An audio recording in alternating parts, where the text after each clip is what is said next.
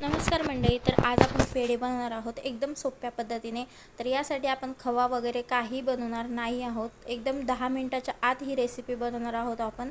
तर तुम्ही पहिल्यांदा जरी हे पेढे करून बघितले ना तरी तुम्हाला परफेक्टच जमणार आहे. तर आपण रेसिपीला सुरुवात करूया. आपण दरवेळेस काय करतो की बाहेरूनच पेढे आणतो. तर तुम्ही ही रेसिपी बघितल्याच्या नंतर तुम्ही बाहेरून पेढे आणणारच नाही, कारण की ही रेसिपी 10 मिनिटाच्या आत होते. तर इथे बघू शकता मी पाऊण वाटी दूध घेतलेलं आहे. तर हे दूध आपल्याला छान असं गरम करून घ्यायचं आहे आणि त्यामध्ये 1 चमचा तूप टाकायचं आहे. तर याला मी मिक्स करून घेत आहे. तर बघू शकता ह्याला छान असं उकळलेलं आहे हे दूध. आता यामध्ये आपल्याला मिल्क पावडर टाकायचं आहे 2 वाट्या. जे मी प्रमाण सांगितलं आहे त्याच पद्धतीने तुम्ही करून बघा.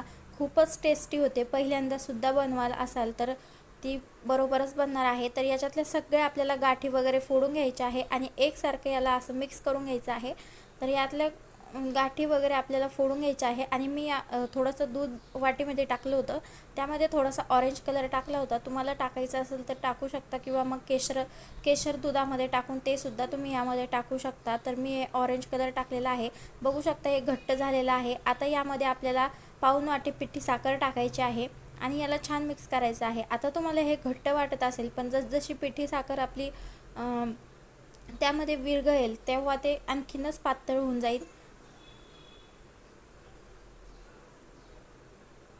तर हे बघा, ह्याला एकसारखं आपल्याला हलवून घ्यायचं आहे.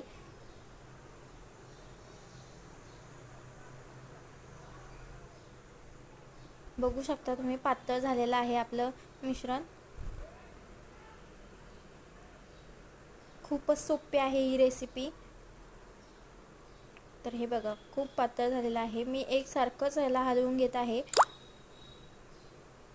तर हे बघा आता हे हळूहळू घट्ट व्हायला लागले.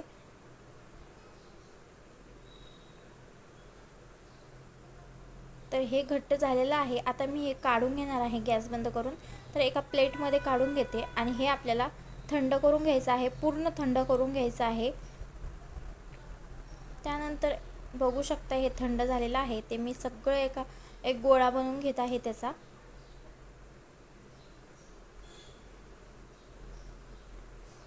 आणि ज्या आकाराचे पेढे तुम्हाला हवे असतील त्या आकाराचे याचे पेढे बनवून घेऊ शकता. तर मी असंच सिंपलच ठेवलेलं आहे गोल आकार, थोडासा चपटा करून. तर हे बघा एक पेढा मी बनवून दाखवलेला आहे तुम्हाला. आता मी अशाच पद्धतीने सगळे पेढे बनवून घेणार आहे. तर बघा खूप सोपी आहे ही रेसिपी आणि आपली 10 मिनिटाच्या आतच झाली. तर तुम्हाला ही रेसिपी कशी वाटली मला कमेंट करून सांगा. रेसिपी आवडली असेल तर लाईक करा, शेअर करा, चॅनल